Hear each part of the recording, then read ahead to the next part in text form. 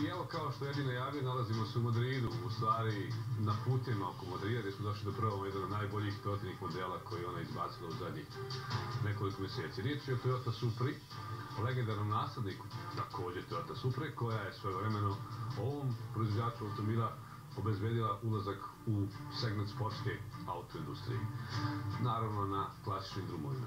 Iako je pravljena da bude sportaš za klasične ceste, Toyota Supra najbolje svoje karakteristike pokazuje upravo na stazi, gdje ćemo danas zapravo na stazi Formule 1. Još prije nego je odobrena ideja da se stvori peta generacija Supre, sve je bilo obavijeno velom tajnom, toliko da se počelo vjerovati kako pete Supre neće ni biti.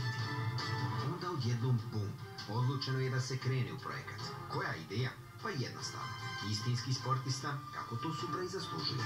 Kratak međuosovinski razmak, širok trak točkova, nisko težište, tradicionalno prednje postavljen redni motor sa 6 cilindara, pogon preko zadnje osovine, 2 sjedišta i kupe karoserija.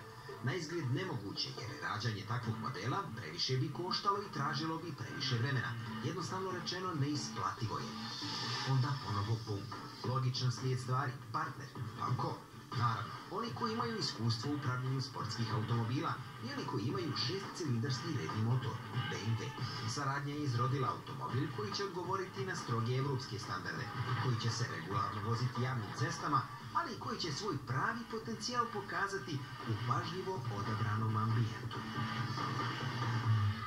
Upravo ovaj ambijent, trkačka staza Formula 1 nekada što do duše, predstavlja idealnu priliku da ispravimo 340 konjskih snaga dobijenih iz motora sa potpisom BMW. Naime, kompanije Toyota i kompanija BMW su zajedničkim snagama napravili dva nova modela, BMW Z4 i ovu Toyota Supru novu.